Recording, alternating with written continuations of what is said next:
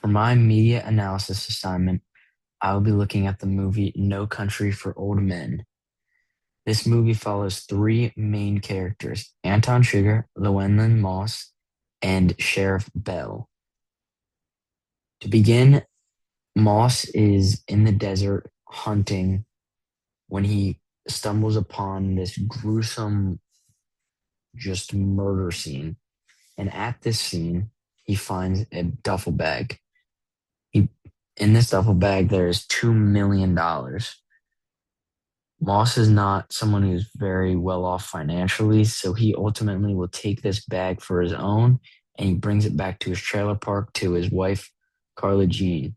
He doesn't immediately tell his wife about what is in the duffel bag and why he's so stressed about the duffel bag. Soon after Moss returns home, Anton Sugar, who is hired by the Mexicans, is brought in to try to locate and bring back these $2 million. I think the movie does a pretty good job of portraying Sugar as this just violent cartel member. I mean, he plays with people's lives. You see that in this scene where he puts a man's life on the line based on heads or tails of the coin. So that just shows this cartel figure as being bigger than life and just feeling like they have the right to just play with this person's life. And ultimately, this movie just follows the chase between those two as Trigger just tries to hunt down and kill Moss. Sheriff Bell's whole role in this is he's pretty much trying to also seek out Moss, but not in a sense to kill Moss, but rather to try to protect him. So his goal is kind of to try to stop Sugar from getting to um, Moss. And I think this movie does do a pretty good job of, like I said, portraying that cartel figure in Sugar. And I think it just does a good job of just showing that, like I said before, that just violence. Like, if you're going to get in the way of what they have to do, then they're going to send someone after you and they're going to get you. And I mean, ultimately, um, Moss is dead and Trigger does get away. I mean, barely. He ends up limping away towards the end of the movie. And then Sheriff Bell is just left there contemplating um, pretty much about life, about what he just um, went through.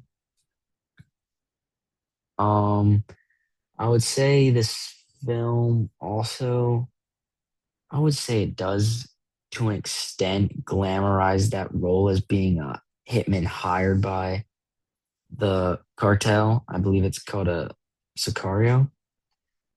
I think it, it places Chigger in this very powerful role that I feel like a lot of people can see as like, ooh, wow, that's like really cool. So like I definitely think it does um, portray Chigger's role in this movie as a pretty cool role, I guess you could say. Fascinating role. Um, and I mean, I don't think it has really much of an impact on cartel recruitment in the real world. I think people would just see Chigger as this cool person, but I think you can also take it as Moss is this cool character also. I mean, he's literally evading the cartel, so you can also look at it in the sense that this glamorizes the role of rising against the cartel in any means possible. So the movie No Country for Old Men as a whole, I feel like does do a pretty good job of just portraying that extreme violence that the cartel is known for, and kind of just that role of the cartel just seeing themselves as these bigger than life characters that don't don't need to abide by the law, and that they can use this violence to get whatever they want. So yeah, overall, I think the movie does a pretty good job of portraying um, what cartels or cartel figures are going to act like in real life.